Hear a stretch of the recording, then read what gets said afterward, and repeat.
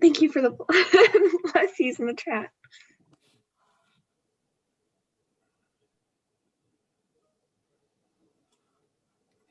Access is denied to the handout.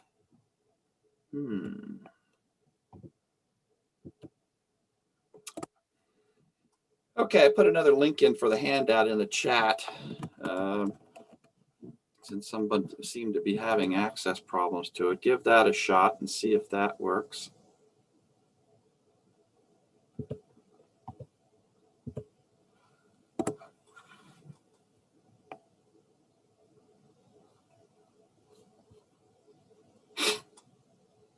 Oh, good. The second one worked. Okay. Welcome everybody to our class. Brandon, are we live? Are we live? Are we on everything that we're supposed to be on? Yes, I was just checking that. So we are live, but give us just a couple minutes. We'll be getting started in about 4 minutes for the webinar.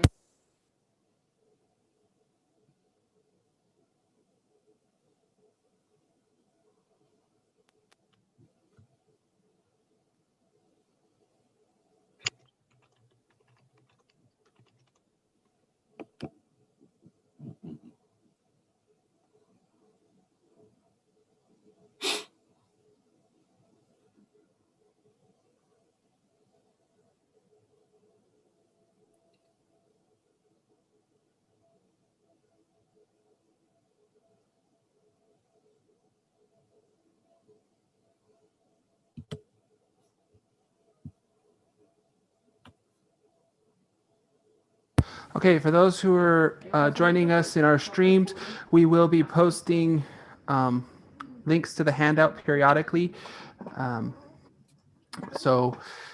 Please, we will be getting them added as quickly as possible and having them there. So thank you for your patience, and we're happy to have you join us for today's webinar. Again, we'll be getting started in about 3 minutes. Do you want me to do the housekeeping stuff now, or do you want me to wait? If you want to, you can do the housekeeping now. Okay, so let's get started. There we go. For you individuals who have registered for this class, you should have received a link to the handout with the email that you received. So you should already have access to the handout. But as Brandon said, the handout will be posted in the chat throughout this presentation. And that link to the handout, just a click on the blue lettering in the handout link, that should take you to the handout for you to print. But welcome everybody to today's webinar. Our webinar today will be on United States military draft records, and our presenter will be Kara Jones. Of course, as always, we are glad that you could join us. And so before we get started, let's get a few housekeeping items out of the way. This class, of course, is being live streamed. You will be able to review a recording of this class on the Family History Library Facebook page. Note, however, that the recording will only be available on Facebook for a limited time. Again, a recording of this class is going to be on the Family History Library Facebook page. Kara will be answering questions at the end of this webinar. Please post your questions in the chat if you're joining us via Zoom, or the comments section as you near the end of the presentation if you are on Facebook. Please, though, limit your questions to the topic at hand, which is United States military draft records. If you are on Zoom and would like to have your questions and comments seen by everyone, and this is very important, please make sure that your chat messages are set to panelists and attendees. If you need help with specific research problem in your family, we encourage you to sign up to meet one-on-one with one of our research specialists in a virtual consultation. You can do this by going to the Family History Library's website and search virtual research strategy sessions on the Family Search Wiki. In 2021, that's this year, the US and Canada team of the Family History Library will be presenting classes on Thursdays at 10 a.m. Mountain Time, usually the first and third Thursdays of each month, except for December, of course. The next class, which will be taught by the Family History Library, will be adding memories to the Family Search Family Tree, and that class will be held on Tuesday, April 20th at 10 a.m. Mountain Daylight Time. The next class that's being taught by the US and Canada team will be Skimming the Surface, a look into Ontario land records, taught Thursday, May 6th at 2021 at 10 a.m. Mountain Daylight Time. The next class on U.S. military records will be the United States Compiled Military Service Records, and that will be taught on July the 1st, 2021 at 10 a.m. Okay, I think we got that. It's 10:01. Let me introduce to you our presenter for today, Kara Jones. Kara works as a VIP research specialist at the Family History Library, which is still currently closed, and a project manager in the Chief Genealogical Office, focusing on military records and the Mid-Atlantic region. She is a BYU graduate with a BA in Family History and an MA in American History. Her current CGO assignment is the 1812 Pension Project, which involves working with an amazing team of remote missionaries to identify veterans in the Family Search Family Tree. And so without me further talking here, let's turn the rest of the time over to Kara Jones. Great, thank you, Tim. Well, I am happy to be here this morning, and I'm excited to talk to you guys today about U.S. military draft records. So let's get started. First, I wanted to take a few minutes to go over the objectives of my class today. Today, I want to provide a historical overview of conscription in the United States. And I also want to help you better understand the genealogical value of military draft records. Just as an example, a draft registration card may list birth information long before statewide vital record registration began in the state where your person of interest lived. Or perhaps an immigrant may state he is a citizen, which you might not know about, and that could lead to searching for his naturalization papers. As I go about explaining military draft records today in class, I really want to emphasize how important it is to remember that these are not military records of service, and not all men who registered for the draft served in the military. So just be sure to keep that in mind. In this class, I want to review with each of you the individual draft registrations of the Civil War, World War I, and World War II. And I'm going to discuss the different types of records that were created and explore the information they contain. This class is only going to cover military draft records through World War II. If you are interested in the draft records of later wars, you are going to need to contact the National Personnel Records Center in St. Louis, Missouri. They maintain the post-World War II through Vietnam era selective service records. And I've included their contact information in the handout. And lastly, I want to teach you guys the many ways you can access these draft records. Specifically, I will cover records that are in print and in digital form online.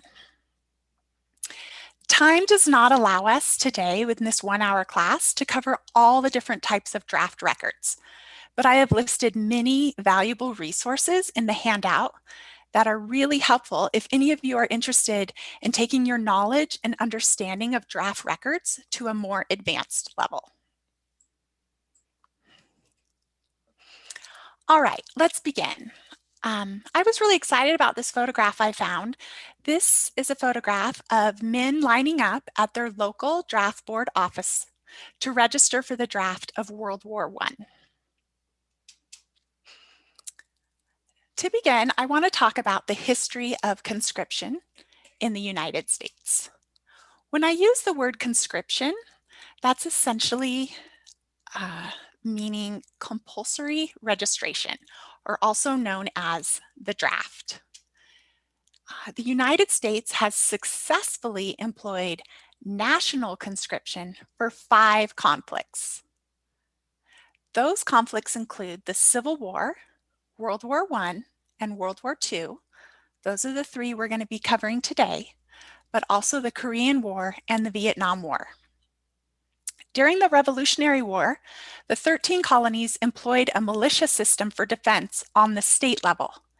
In 1778, the Continental Congress recommended that each state draft men from their militia to serve in the Continental Army for 1 year of service. However, it was inconsistently applied and did not prove successful. Ultimately, the national government did not have authority to implement a draft, except for the purpose of naval impressment, as that had been previously authorized by the Continental Congress. After the Revolutionary War, in 1795, the Constitution was ratified and granted the President conscription powers. In Article 1, Section 8, Clause 15, it stated, quote, "To provide for calling forth the militia to execute the laws of the Union, suppress insurrections, and repel invasions." End quote. So during the Civil War, both the Union and Confederate armies implemented drafts. The Confederate Congress passed the first conscription law in April of 1862. And the United States, which represented the Union, passed the Enrollment Act in March of 1863. And then, following the Civil War, the second conscription law passed by the federal government was the Selective Service Act of 1917. It authorized the president to implement a national draft. The Selective Service System was responsible for facilitating the drafts of World War I and World War II. The draft continued from 1948 during both peacetime and war to 1973, when President Richard Nixon signed legislation officially ending the draft. The Selective Service registration requirement was later suspended in April of 1875. However, in 1980, President Carter resumed the Selective Service registration in response to the Soviet invasion of Afghanistan, and the Selective Service system remains in place today.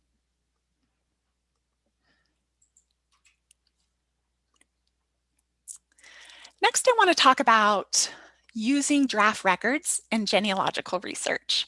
And again, I just want to highlight these beautiful photographs I was able to identify, a lot of them through the Library of Congress.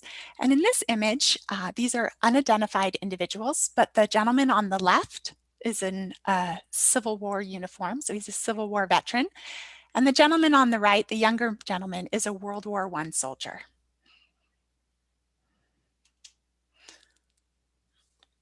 So draft records identify men who were eligible for service, not just those who served.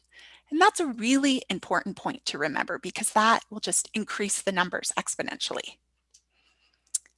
These records include millions of men. And I wanted to go over these draft record statistics. And these tables that I have in my presentation are also included in the handout. So you can see here, for each of the wars we're going to discuss today, how many individuals approximately have been identified in draft records. And if you're uncertain if perhaps your ancestor could be found in these records, go to that far right column where it talks about years of birth for possible military service. And if your ancestor was born within those year ranges, then it's worth investigating further into these draft registration records. So let's use World War I, for example. There are 24 million individuals listed in these draft records. And for World War II, 50 million. So that gives you a very high likelihood that your relative or maybe a cousin or uncle or brother of your ancestor that you're researching will be found in these records. And why they are so important, of course, is that they contain valuable genealogical information. Some examples of what can be found in these is obviously an individual's full name, their birth date and birthplace, other family members, their marital status, physical description, residence, occupation, previous military service, and so on. So to begin research, what do you need to know to identify an individual in these records? Well, first, you're going to need a name. So in this example, this gentleman on the left is a World War I African American soldier, and his name is William Johnson. Now, you're going to need to know what war they likely would have registered for. Oh, I think I said he's World War I. I'm sorry, this is Civil War. And the way you can identify that is if you looked at William Johnson and his birth year, and you compared it to that chart that I've included on the first page of the handout that lists years of birth for possible military service, we would know that William Johnson had to have been born somewhere between 1801 and 1849. And then you're going to need to know the state of residence. So in this case, he resided in Kentucky. All right, so let's delve in to the first war that we're going to discuss, and that is the Civil War. And this is an awesome picture of an admiral of the Confederate Navy, and you can see there his arm resting on the Confederate flag. So prior to the Civil War, the federal government offered bounty land to entice men to serve during times of war. However, that practice ended in 1855. And when the Civil War began, there was again a need for men to serve on both sides. So for the Confederate Army, 11 states were included. And you can see here on the map that's displayed that those states that are in dark orange are the Confederate states. And they are, and this is all listed in your handout, but South Carolina, Mississippi, Florida, Alabama, Georgia, Louisiana, Texas, Virginia, Arkansas, Tennessee, and North Carolina. There were approximately 750,000 to 1.2 million in the Confederate Army. And out of those that were in the Army, roughly 400,000 were drafted. These are approximated numbers, and specifically for the Confederate Army, it's hard to get more accurate enlistment numbers because many of the records of the Confederacy are incomplete or were destroyed.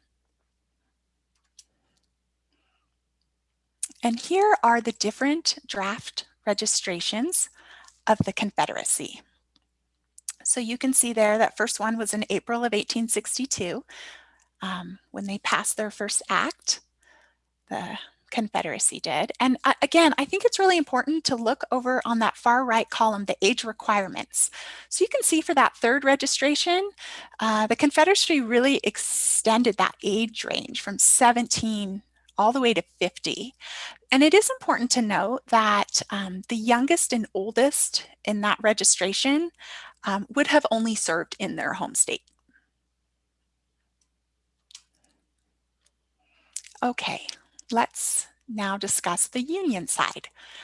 Again, this is an unidentified soldier of New York's 3rd Artillery, and he is standing next to the Union flag. So for the Union Army, the states are represented in dark blue. And I list 20 Union states that were free. Free meaning they didn't have slaves. And these states are again listed in your handout, but just to briefly review, that included California, Connecticut, Illinois, Indiana, Iowa, Kansas, Maine, Massachusetts, Michigan, Minnesota, Nevada, New Hampshire, New Jersey, New York, Ohio, Oregon, Pennsylvania, Rhode Island, Vermont, and Wisconsin. So of the individuals from those states, there were approximately 2.2 million in the Union Army. Approximately 776,000 are listed in draft records, but only about 47,000 were actually conscripted. And here are the dates and details about the 4 different Union draft registrations. And you can see they kept their age requirements consistent, and so it's very evident that that first registration is the one that gathered the most names. So when these registrants registered, they were divided into 3 different classes. So there was Class 1, and those would be single men ages 20 to 35 or unmarried men 36 to 44. Class 2 were grouped by married men that were 36 to 44. And it was more uncommon for a man in Class 2 to serve. And then Class 3 were the volunteers. And again, these records have valuable genealogical information in them, and that is why we're exploring them. So draft records of the Union Army are known as, well, I should say draft record registrations of the Union Army are known as consolidated lists, and they were organized by congressional districts. And specific counties are located within each congressional district. So here's an example of a consolidated list, and this lists all persons of Class 2. And again, the class details are listed in the handout, but we know Class 2 was men ages 36 to 44. We can also see that they are part of the 15th Congressional District, and that includes the counties of York, Cumberland, and Perry in the state of Pennsylvania. And we can see that this enumeration was taken in June of 1863, so we know that was with the first registration. So let's explore this a little bit, these consolidated lists. So here we can see a little bit of it is cut off, but I know that this is Peach Bottom Township in York County, Pennsylvania. We see the individuals' names, these men. It gives their age and also notes if they are colored or white. And you can see that James Morgan on line 1 is a colored gentleman, and then the next couple gentlemen down are listed as white. It also gives their profession and their place of birth. And I thought it was interesting, that far right column has a spot for remarks. And for John S. Murphy, it lists draftee, procured a substitute.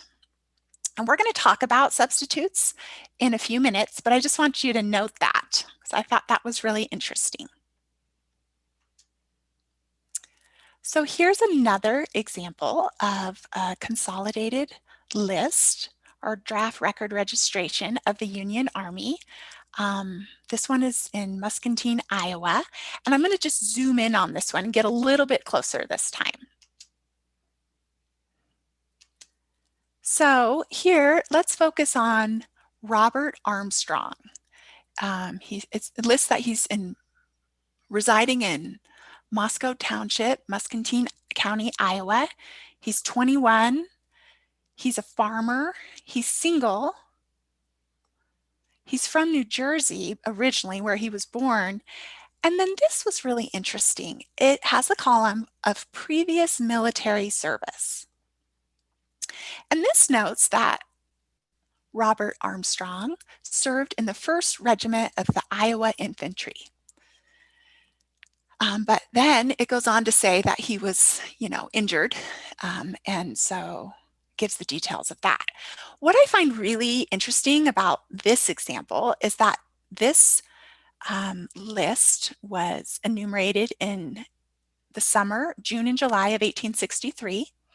And so from the information provided here, we know that Robert served prior to that, and we know the exact regiment he served with.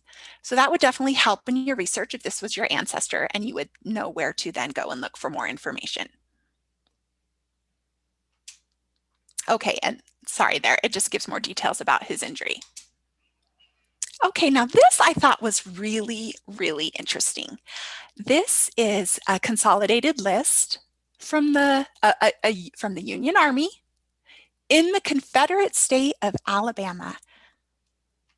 And you can see here that this is in Mobile, and Louisiana's crossed out. This is actually Mobile Bay, Alabama. And Alabama was a Confederate state, though by November of 1864, when this list was compiled, this area must have been occupied by Union forces. And this brings up an important point, and that is to explore Union draft records in Confederate states too. I will discuss how to access these records in a minute, but just make sure to note that you can search these consolidated lists by state within Ancestry's collection as well. So I wanted to, again, zoom in and just point out some really cool details you can find in these records. So let's focus on the gentleman that's listed on line 6. It says his name is William O'Brien. He's 33, he's white.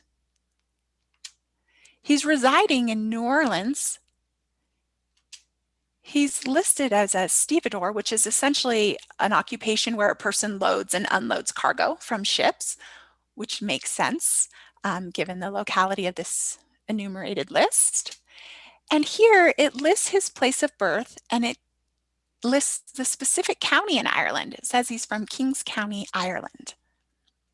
So as you can see from these few examples, these consolidated lists contain a wealth of genealogical information that can be really challenging to find in other records given the time period. Okay, I still want to highlight some general points of consideration when exploring draft records of the Civil War. First, let's talk about the border states. On this map, the border states are in yellow.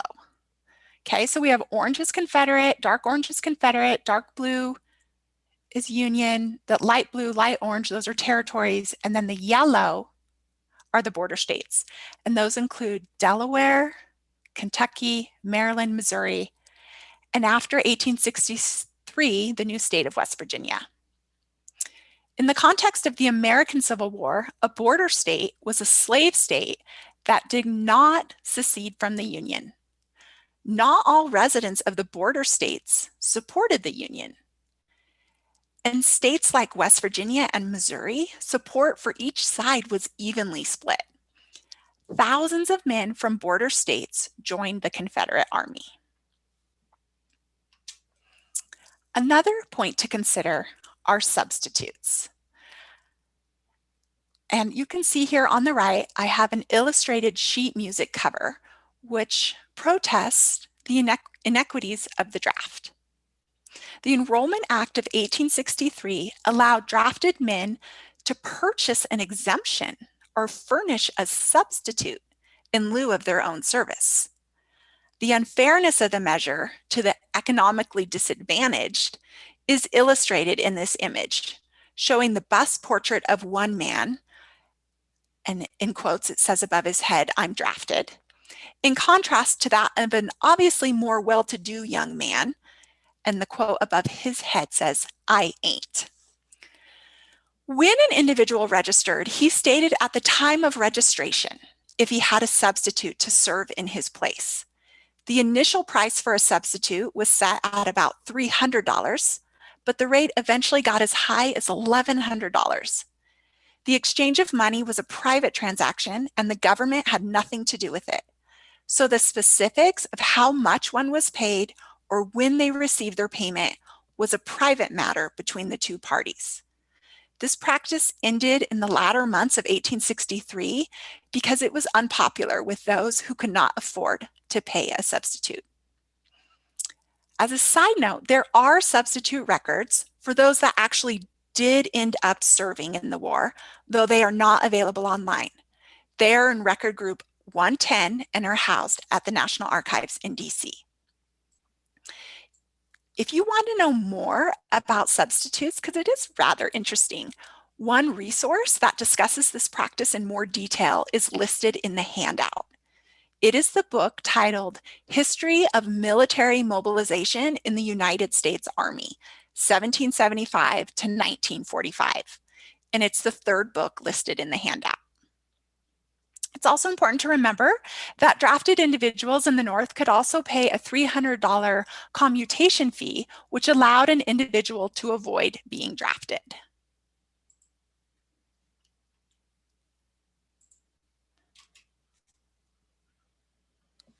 Okay, now let's get to the meat, which is how do you locate these amazing records? So first I want to talk about locating Civil War draft records of the Confederacy.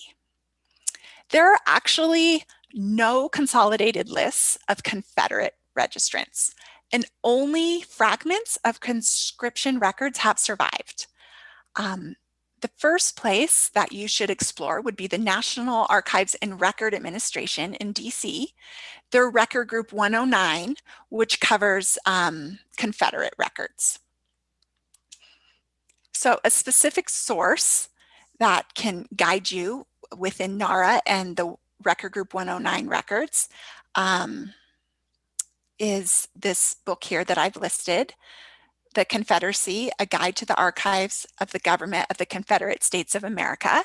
And again, this is listed in your handout. And then after exploring record group 109 at NARA, the next best research approach for any possible fragmented conscription records of the Confederacy is to search on the state level. And this book, Confederate Research Sources, A Guide to Archive Collections, goes state by state and lists the different types of records available in that state, and it lists the local repositories within that state where you can access them. So these are the two best sources that I have found. And again, both are listed in the handout.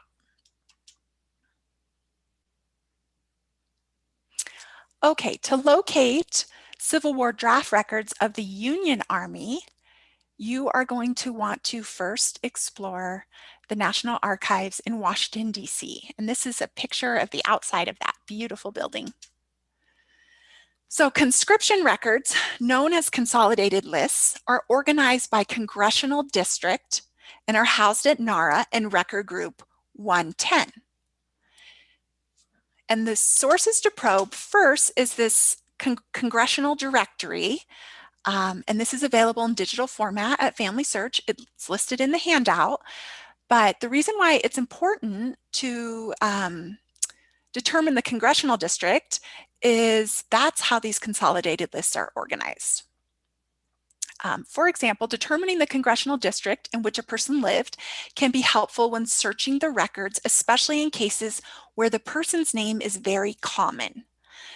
And this resource will outline those congressional districts and then identify what counties are within each district. Okay, the best online resource is Ancestry's collection, U.S. Civil War Draft Registration Records. And you can search this collection by an individual's name or a location. Okay, so that's what I'm going to cover for the Civil War. Now let's delve into World War I drafts. So on the right here, you can see this great poster showing Uncle Sam against a backdrop of troops in the American flag offering a rifle. And this is for World War I, of course. So approximately 4.7 million individuals from the US fought in World War I, but 24 million registered for the draft. That's an amazing number of individuals. And of those 24 million that registered, 2.7 served by conscription. The registrants were from all 50 states and U.S. territories. Even those that were not U.S. citizens were expected to register, though they were not required to serve.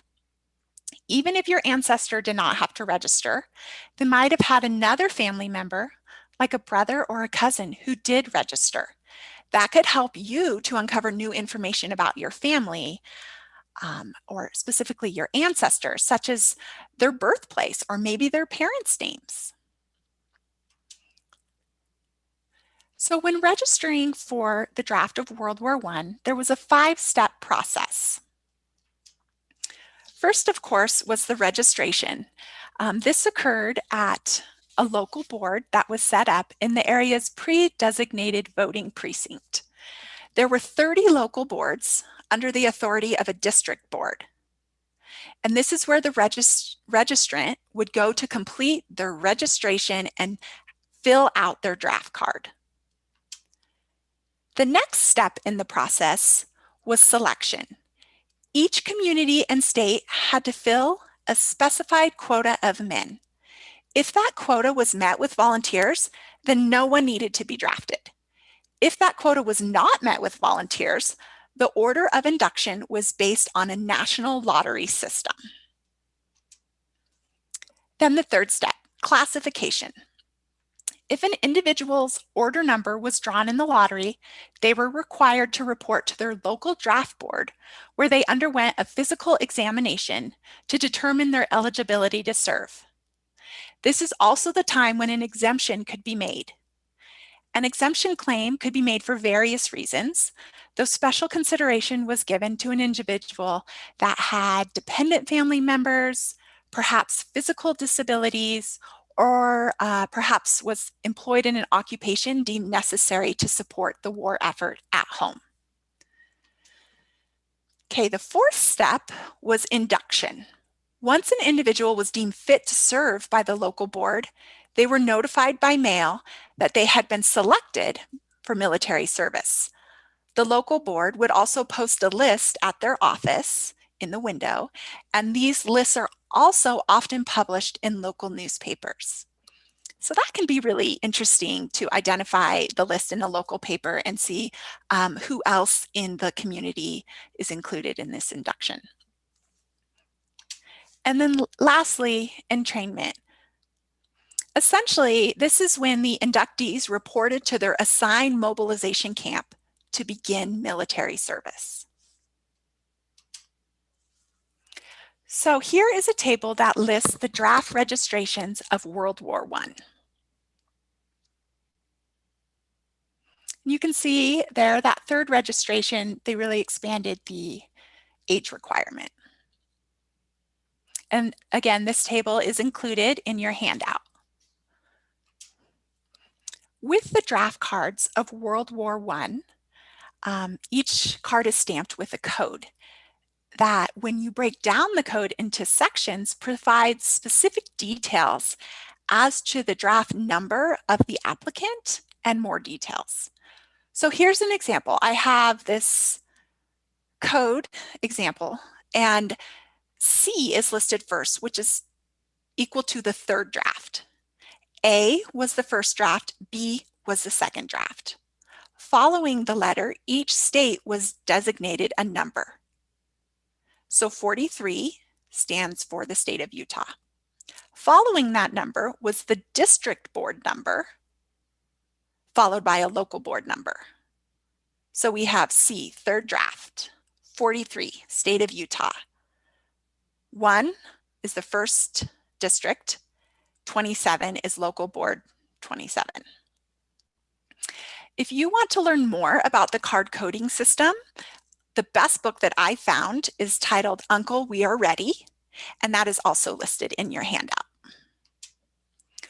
On these draft cards, if a person was of African descent, the front left corner of the registration card for drafts A and B was torn or clipped off, and I'm going to show you some examples of this.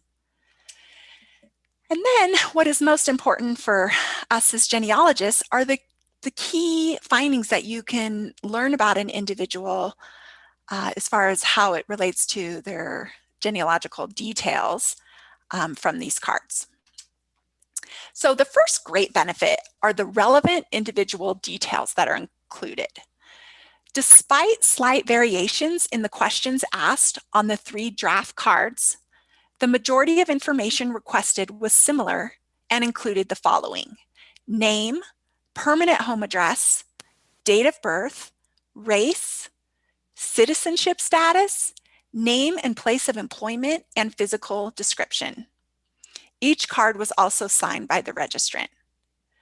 Depending on which of the 3 draft registrations an individual participated in, the card he completed at the time may provide further details about his place of birth, father's place of birth, marital status, name and address of nearest relative, previous military service, and known dependents. Another benefit is it gives a precise locality of the individual. A draft registration card provides valuable details about an individual's place of residence, since each applicant was expected to register in his home voting precinct. If he lived abroad, he was expected to mail his card back to his home precinct. These records are also a wonderful birth record substitute. A draft registration card for World War I provides birth details about men born between 1872 and 1900. Identifying a birth date can further substantiate personal details that may be lacking due to an absence of vital records before mandated statewide registration. It can also aid in filling gaps that are unknown from the destroyed 1890 U.S. federal census. These records also define the condition of citizenship. Each version of the draft registration card of World War I requested details about an applicant's citizenship status. All men who met the age requirement for the draft were required to register. Like I noted before, even those that were in the country but not U.S. citizens. By establishing residency and citizenship status, a researcher can then narrow down a specific geographic area to search for naturalization records. And then lastly, family connections. Draft registration cards offer a wealth of information concerning family connections. Looking beyond the basic question of marital status, variations of the draft card ask for the registrant's middle name, name and address of closest living relative, birthplace of father, and dependent family members. Answers to these types of questions can aid or even resolve unknown variables concerning family relationships. So let's delve into these different registration cards for World War I. And first, I want to highlight this individual. This is Pearl Smith. On the right there, you can see his photograph. This is his draft registration card. He was an African-American man who was born in Alabama and resided at the time of filling out this card in Arkansas. And you can see right there, that code that's stamped on it is telling us some clues. A, meaning that he was in the first registration, and then the next number would be the state. So state number 3, well, we know he's residing in Arkansas, so state number 3 is Arkansas. And again, if you want to learn the different numbers for the states, that is listed in that book, Uncle We Are Ready, that's listed in your handout. And then following that is 1, so this is District 1, Local Board 38. Okay, so here we can see it lists Pearl's full name and his age. It gives his home address in Southland, Arkansas, his date of birth, 15th of May, 1891. He's natural born citizen, and it gives where he was born, Stevenson, Alabama. And we learn here about his occupation. It looks like he is a carpenter for the municipality of Lee County, Arkansas. He doesn't have any dependents. He's identified as single. His race is listed as Negro, and he's never served in the military before. So all that information that's listed, he told that to an individual who wrote that on the card. The only information on this card that's actually his writing is his signature. So that's pretty neat to be able to see Pearl Smith's actual signature. And then on the back of the card, it gives his physical description. It says he was of medium build, medium height. He has brown hair, brown eyes, black hair, and he's not bald, which is good to know because you can't quite tell from the picture. And then here are some details about his voting precinct where he's filling out this card. And you can also see the date that he registered, which was the 5th of June, 1917, which we know is the first registration. Now, something I wanted to point out that you will see in cards A and B is this clipped corner. And the reason why it's clipped is what it did say, and I've pasted it in, it says, if person is of African descent, tear off this corner. So because Pearl Smith is African American, that front left corner was clipped off. Okay, here is an example of the second draft registration card, the B cards. And I want to highlight this individual. This is Leo, and he's from Santa Clara, Utah, and he is registered in the second registration. We can tell that because here it lists B as his code. Now, as I mentioned before, a lot of the information that is asked is the same, but each card is slightly different and asks a little bit different information. So on this second registration, something that's different that is asked is his father's birthplace. And here, Leo Reber lists that his father is from Switzerland. And it also asks for the name of his nearest relative and where that relative lives.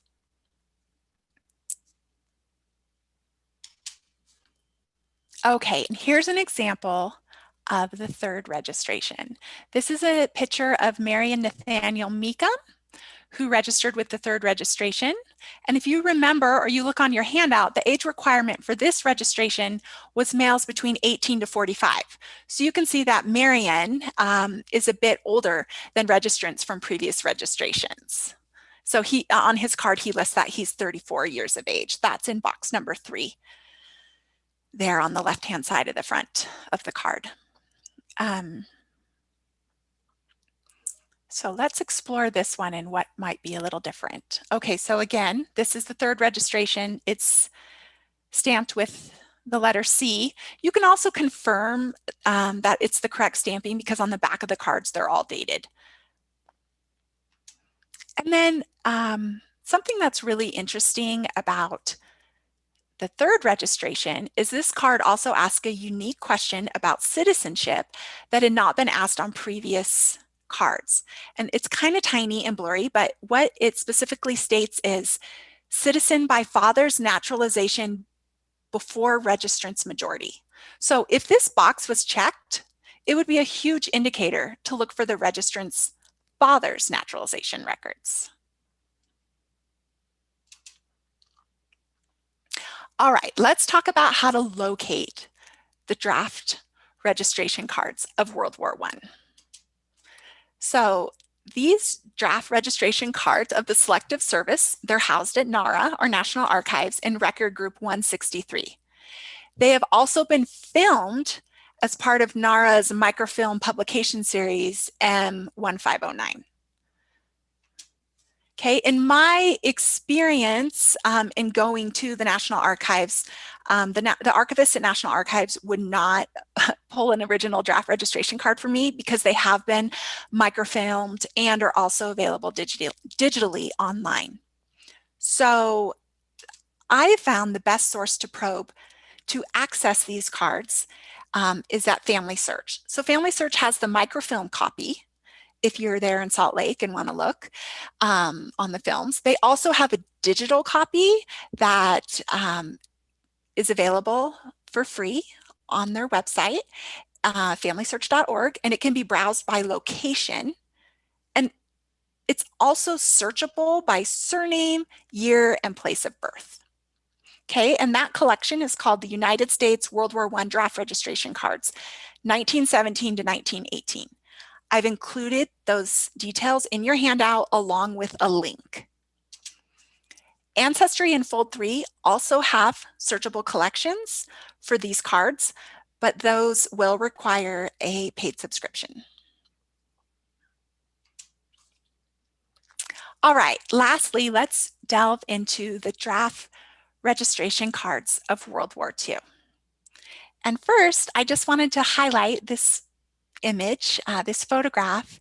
It was taken in Hutchinson, Minnesota, and in 1942, and it's showing the Selective Service Registration. So to begin, I want to give a little background on World War II draft registrations. There were approximately 16.1 million individuals who served from the United States in World War II, but 50 million individuals registered for the draft, and 10 million were inducted. So with 50 million individuals in these records, there's a really high likelihood you are going to find someone that you want to learn more about in your research.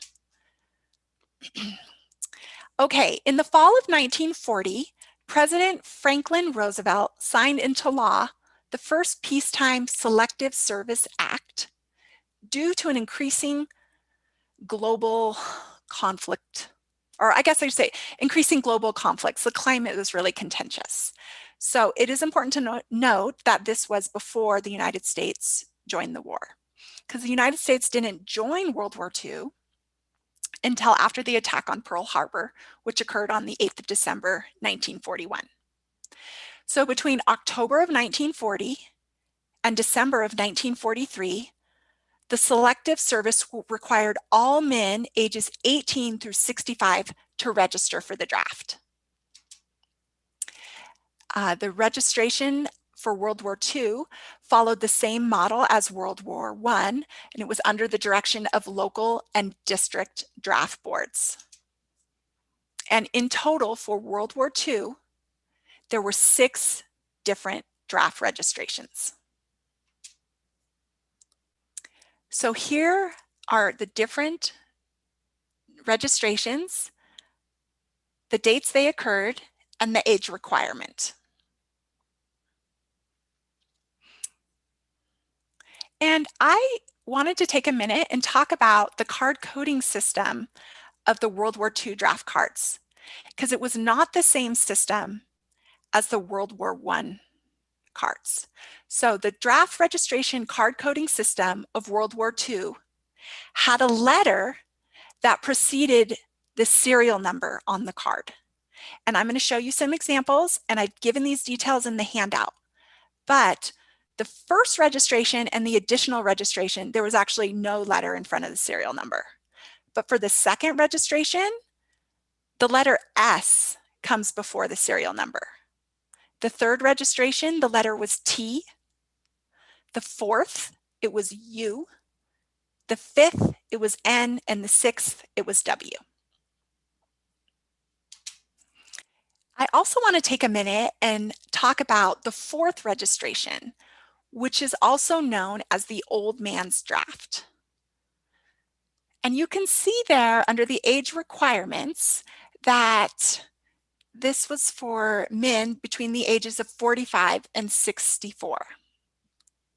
So these men were not going to be drafted and serve overseas. the government wanted to know what kind of manpower we had here on the home front that could help with the war effort. So hypothetically, a man who registered for the 4th draft of World War II would have been the same individual who registered for the draft of World War I. So this can be a great way to compare information of World War I draft cards to those on the World War II 4th registration old man's draft card. And I'm going to show you some examples of that. And then, of course, these draft registrations contain valuable genealogical information. So to begin, I want to highlight a few examples of World War II draft registration cards. So this is a card for the individual here on the right. You can see his name is John Bartlett Merritt. And here is his draft registration card. And though there were different registrations that are identified by those letters, the card itself was the same for the different registrations. So let's explore this specific card in more detail. Okay, so this is the front of the card, and you can see there's no letter in front of the serial number. So we know that John registered in the first registration, or he would have been the supplemental registration, but the date listed on the back of his card confirms that he registered with the first registration. And then you can see some really great details about him. It lists his middle name. It lists his home address. It goes on even to list his telephone number, his age and his date of birth, and where exactly he was born. So here he's born in Berkeley, California. It gives country of citizenship, and then the name of the person who will always know his address. So it has here listed Mrs. Susan D. Merritt, and the relationship of that person is identified as his wife. And it lists her address, which is the same as his. It then goes on to list information about his employer. It gives the name of the employer and the place of employment or business, the actual address.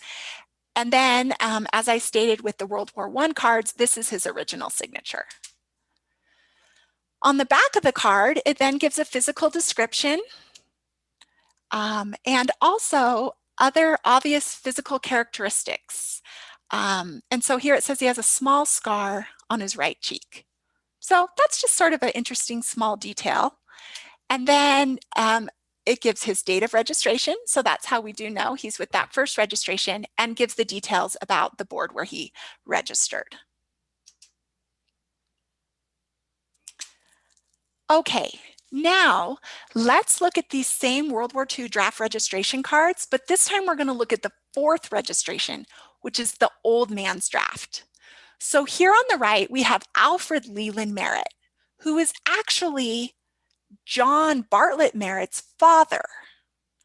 Okay, but we know he's part of the old man's draft because he's listed as 57 years old for this draft card. We also know that this is the 4th registration or old man's draft because the letter U is printed before his serial number.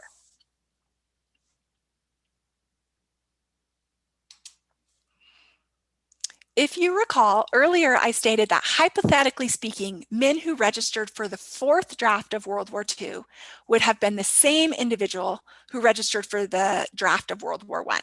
And this is such a great way to compare information about one individual at 2 different time periods. So let's do that. So as I had just highlighted, this is the old man's draft, 4th registration card for Alfred Leland Merritt. This is World War II. Well, I went and found his World War I card. At that time, he was only 33. So I think this is just absolutely fascinating to see the same individual and compare him from World War I to World War II. And some information asked on the cards is different.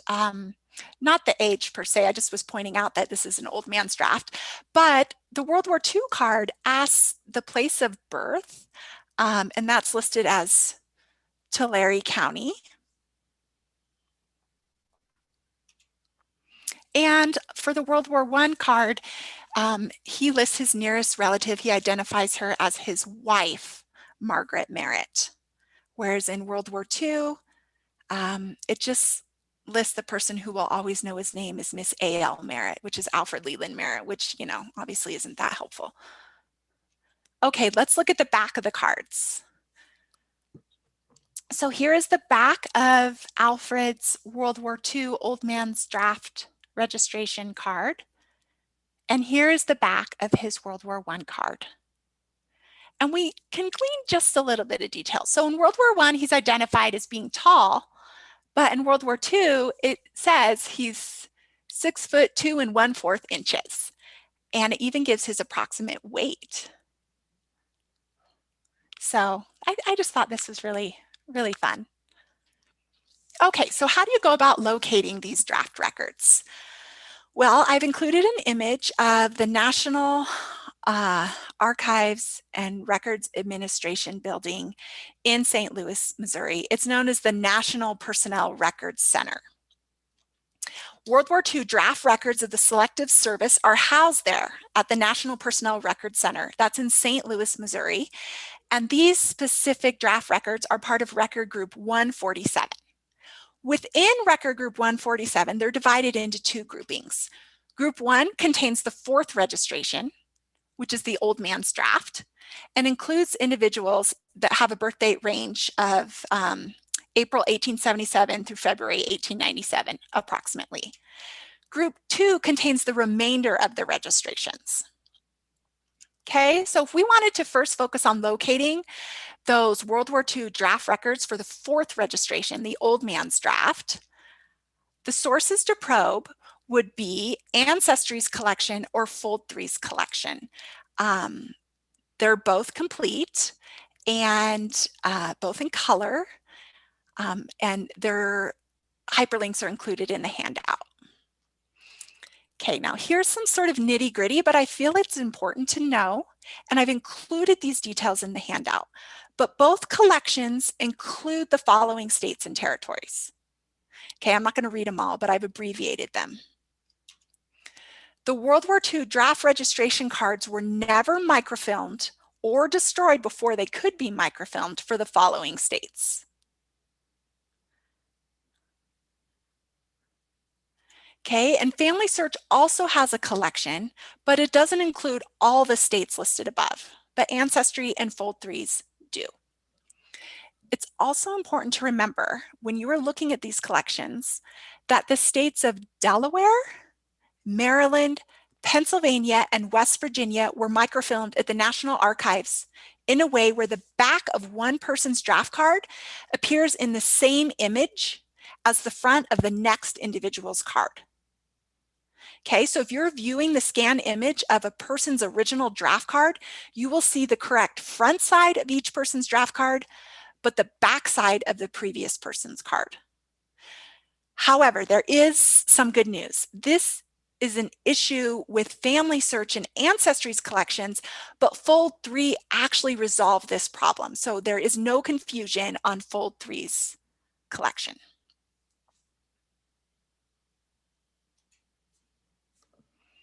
Okay, now let's talk about locating the draft registration records of World War II for all the other registrations. And first, I just wanted to highlight this beautiful picture of the World War II Memorial in Washington, D.C.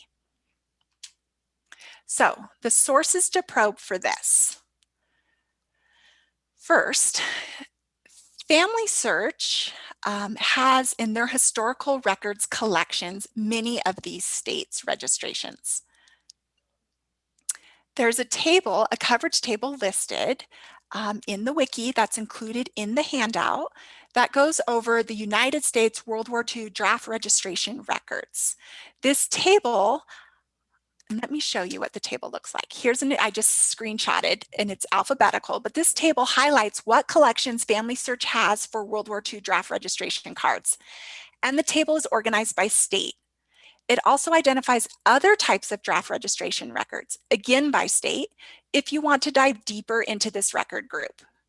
We didn't have time today to dive into the other types of draft registration records beyond the consolidated lists and cards, but other types of draft registration records may include such examples as classification lists, appeals dockets, and alien registration forms.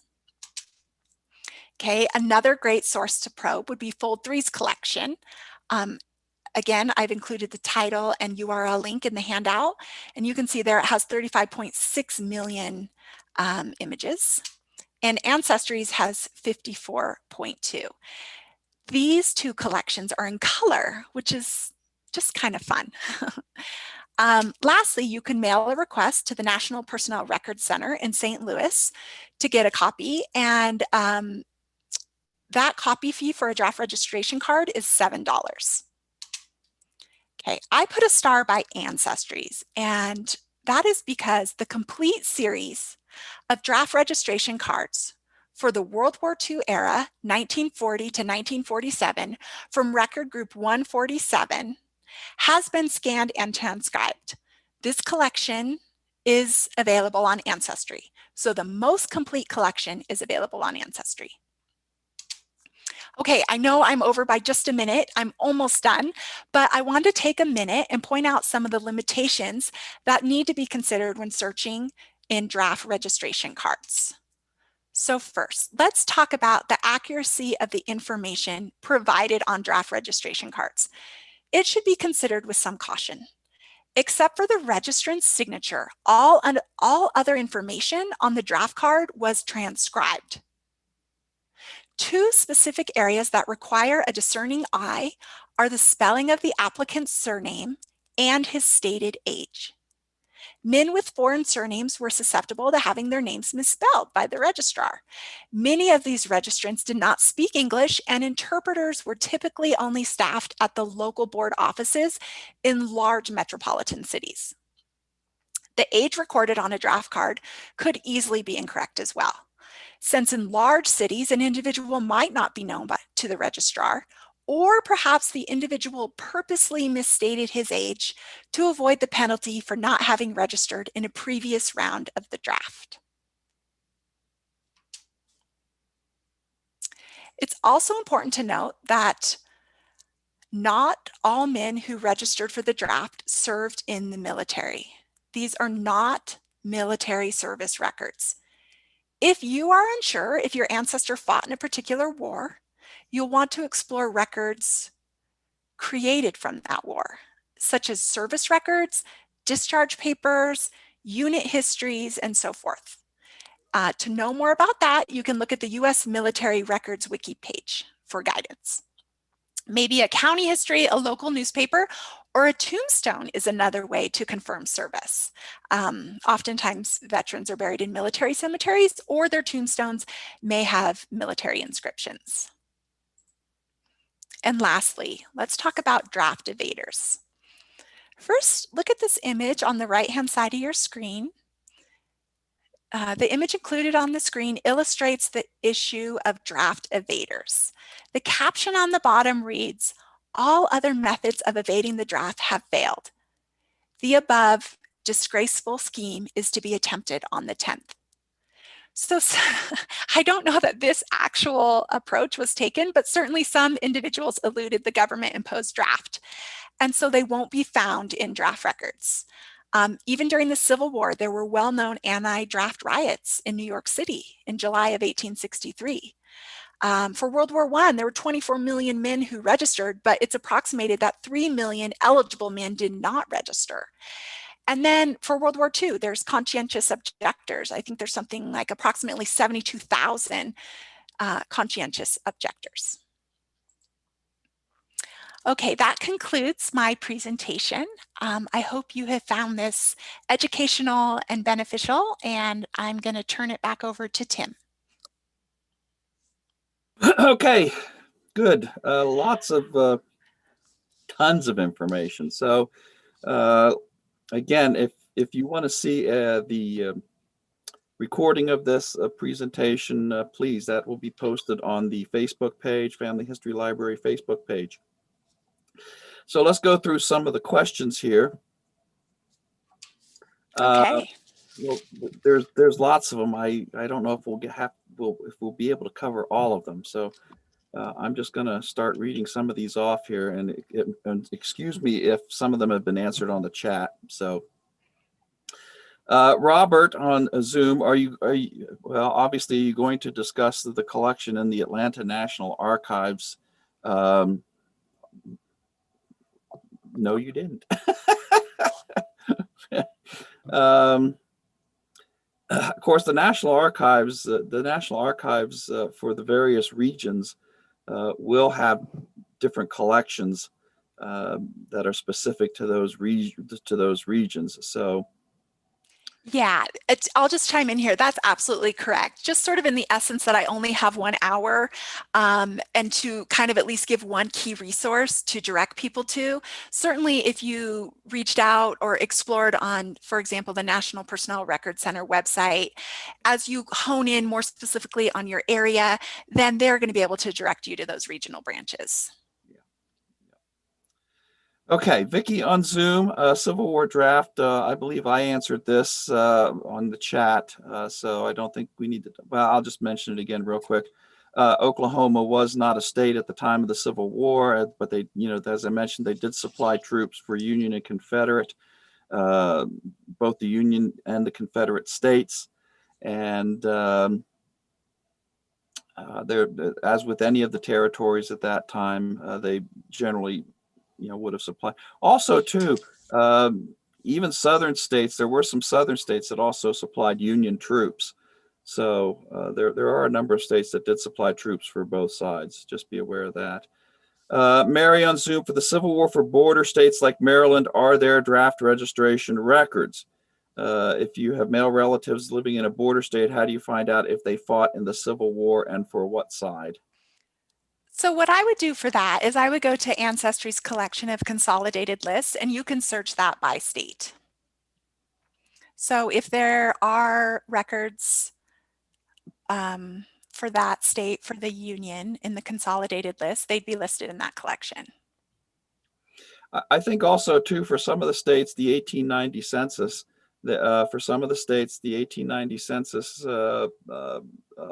military schedules did survive or do survive. And so on those, some states, not all the states, but if your state was lucky enough to have survived, then check that 1890 census, and it will generally tell you on there who these soldiers were and what units they served with. What about Civil War, Dennis or Denise? Sorry. What about Civil War draft records for Washington, D.C.?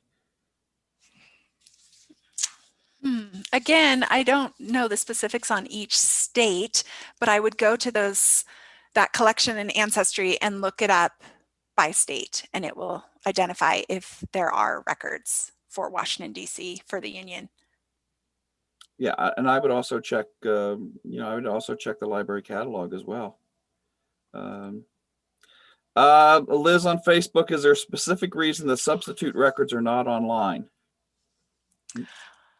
Other than that they haven't been filmed. They have not been filmed. Yeah, I guess there hasn't been as much of a demand or a priority by NARA to digitize those.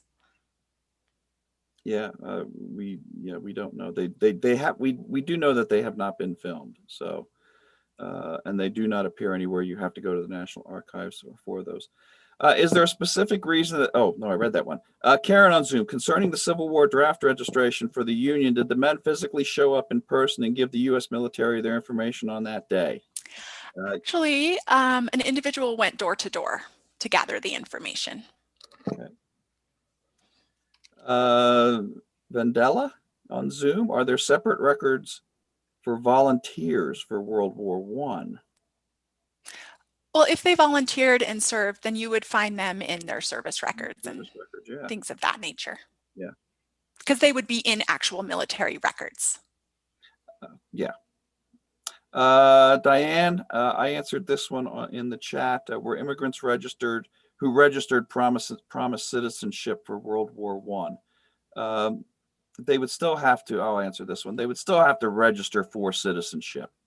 It was not a free ride that you automatically just became a citizen just by serving. You still have to register, and some of those individuals registered on the military posts that they were stationed at, and some of those records do exist.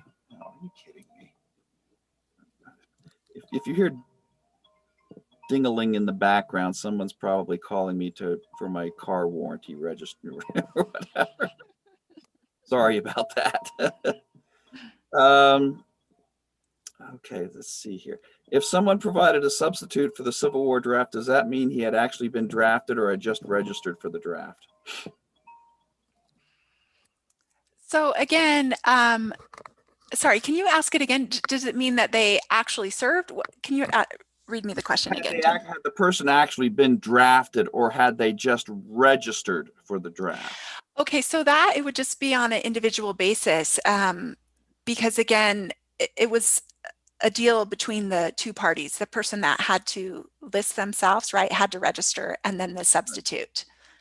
So it looks like on those consolidated lists, that one individual, the example I gave, he had found himself a substitute. As to what happened between those two individuals after that list was created, that's unknown. Yeah, and also too, I think it's important to know, and I don't think you mentioned this, was that you did have, I'm going to call them draft jumpers, that you did have individuals or substitutes who may show up at camp when it was time to be mustered in, and they could just leave camp, just disappear, and and then go become a substitute for somebody else under a different name and collect their money that way. So people did work the system. Michelle on Zoom, what does it mean when a person has two names listed on a pension card? Maybe they probably just served under an alias name. Mm-hmm. That's what I was going to say, Tim. Maybe an alias. Yeah, and people did that. They served under an alias at times. Mary on Zoom, if you have male relatives living on a border state, how do you find out if they fought in the Civil War and for what side? Depending on the name, there's a couple websites. There's the one website, Soldiers and Sailors Civil War website, that you can go look up the individuals. Of course, if your ancestor is John Smith, that's going to be a little bit more difficult to narrow that individual down. And again, I would also refer people to the surviving 1890 veteran schedules. That's what they're called, 1890 veteran schedules. They may be listed on those. And you know, that veteran schedule was supposed to be for Union veterans, but there's a lot of Confederate veterans listed on it as well. Yeah, correct. Judy, did some young men lie about their age on the draft cards? Absolutely. Absolutely. Liz on Facebook, do all World War I? Oh, okay. This was answered a couple times. None of the draft cards have pictures. That was that's a good point. I just included pictures to make the presentation a bit more engaging and personalized. Yeah. So none of the draft cards have pictures. Let me see. Michael, is the information only accurate as given to the register of a proven fact? So yeah, they're only relying on the information that the individual is giving. It's not like they're saying, let's see your driver's license or your birth certificate or anything like that. They're only putting down the information that they are given.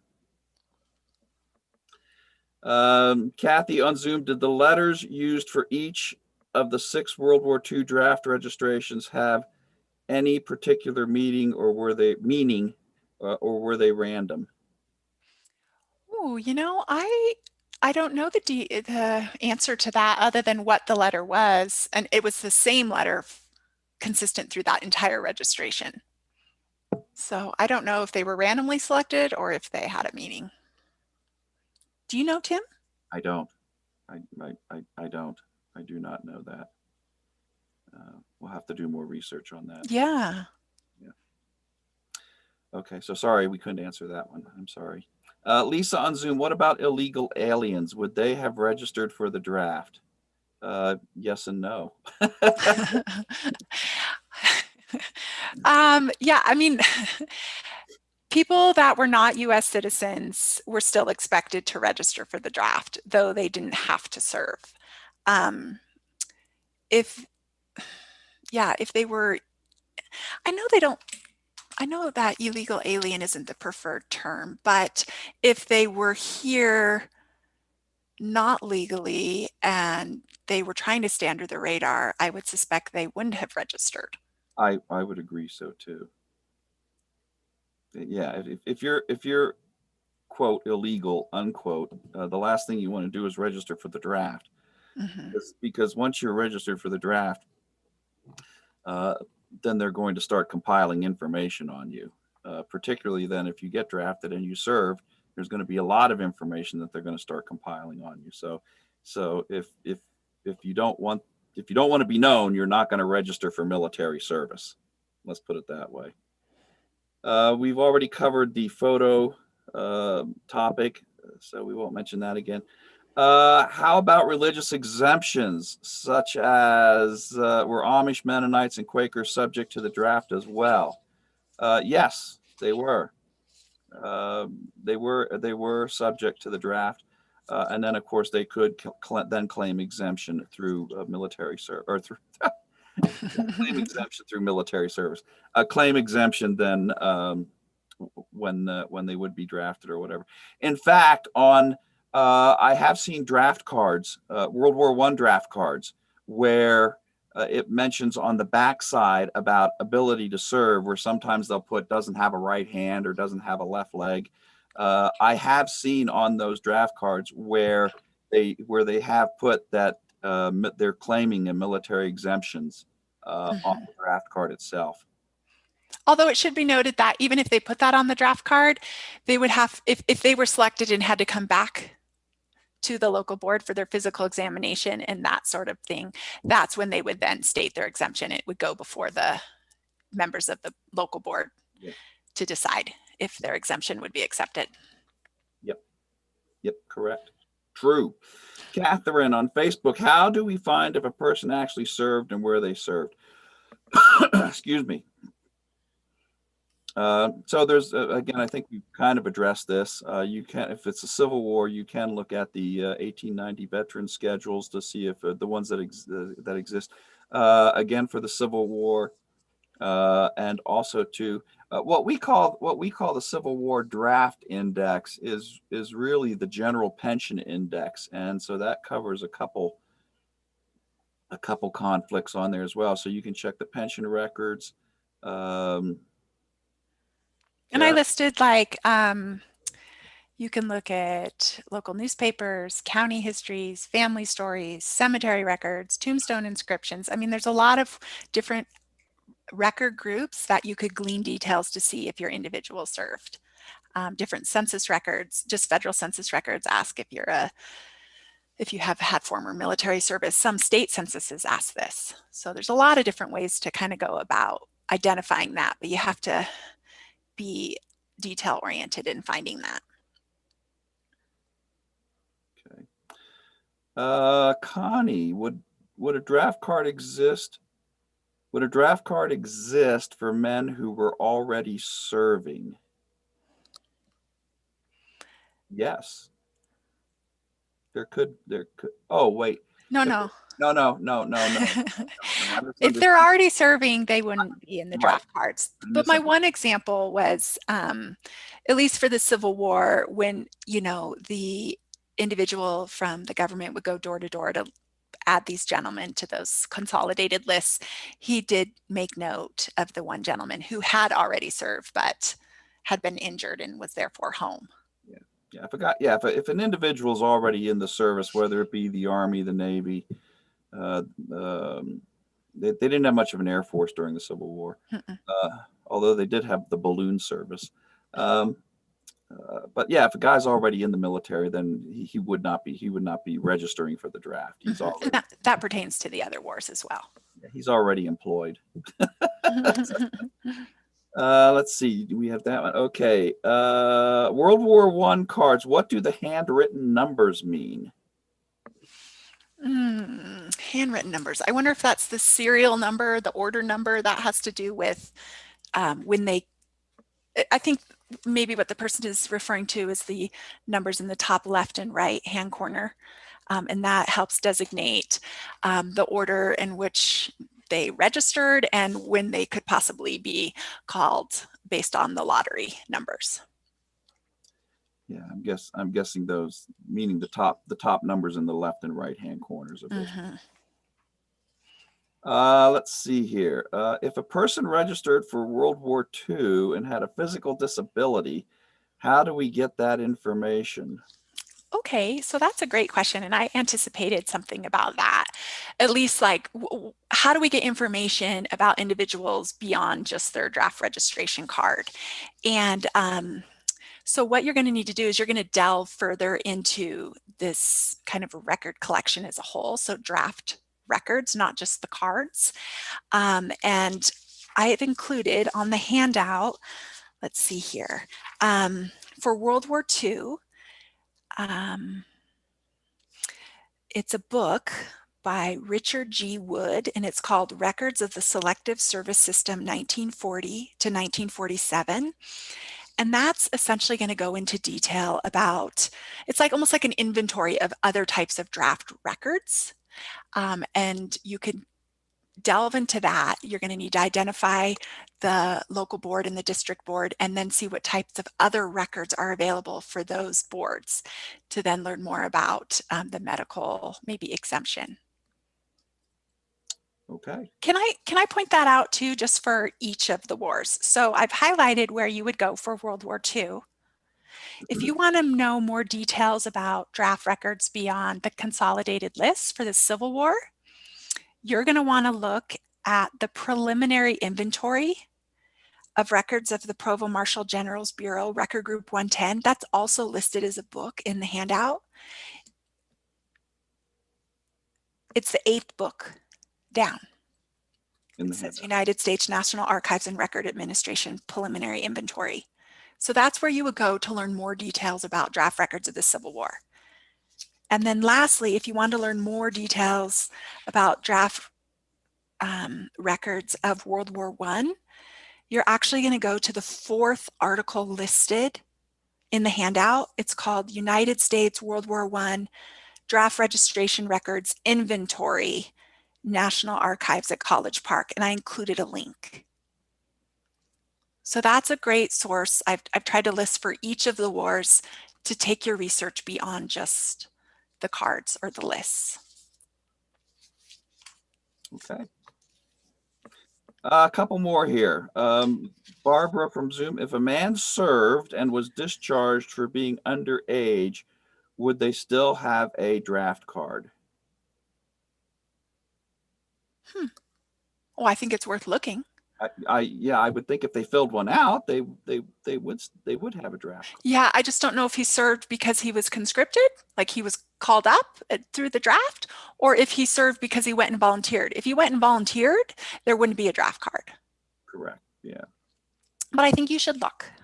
Although, however, just a quick story here. My father, who was in World War II, he was actually drafted, and when he quit his job. He lived in Reading, Pennsylvania, and he had to go to Allentown for